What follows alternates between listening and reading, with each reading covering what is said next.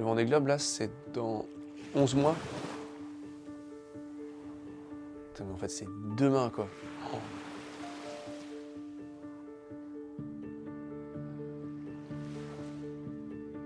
Oh là là. En vrai, j'ai tellement hâte, quoi.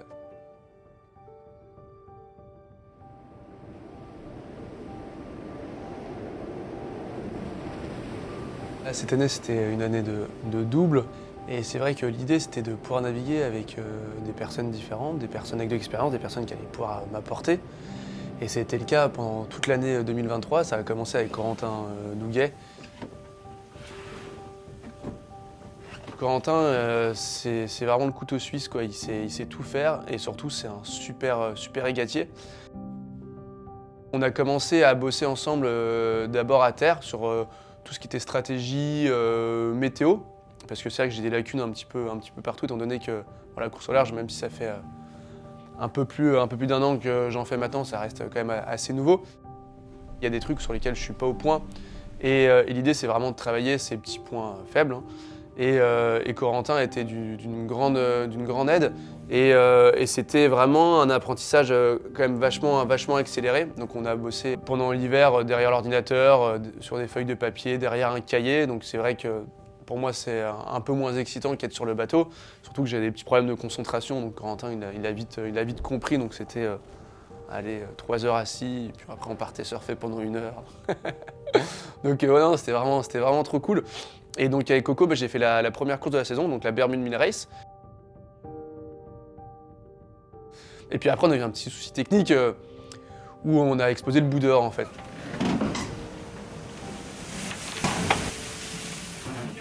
il y a le bout dehors qui a pété.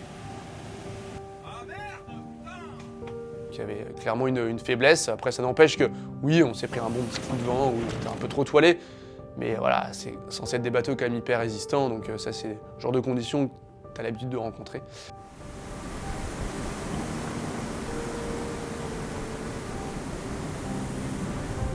Après, voilà, on a profité pour faire un bout d'heure beaucoup plus performant aussi.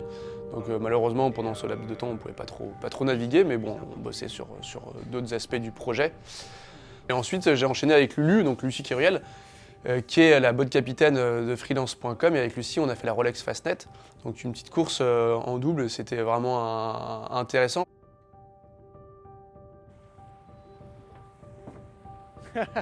Misto mon gars. T'as géré, franchement, c'était cool de faire cette course avec toi, trop content. Ouais. Ouais, franchement, c'est de la balle. Les conditions étaient franchement hyper musclées. Lucie, elle a navigué sur toutes les mers du globe, donc elle connaît hyper bien le côté navigation, le côté régate aussi, et elle connaît le bateau par cœur, donc elle a un très bon œil technique. Donc pour moi, c'était aussi hyper important. Et puis Lulu, voilà, c'est une amie de longue date, et donc c'était vraiment un super plaisir de pouvoir partager ce petit moment avec elle.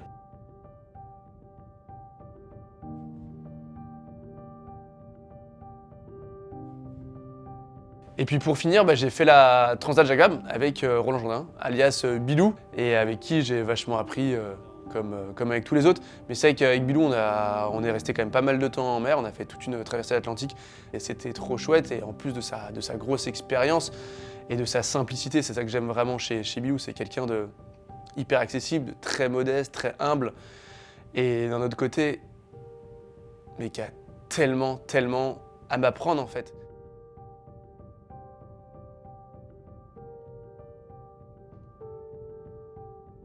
Et ce qui était vraiment intéressant pour le coup, c'est que Bilou, il a vraiment l'habitude de naviguer sur les IMOCA, c'était un des pionniers, hein.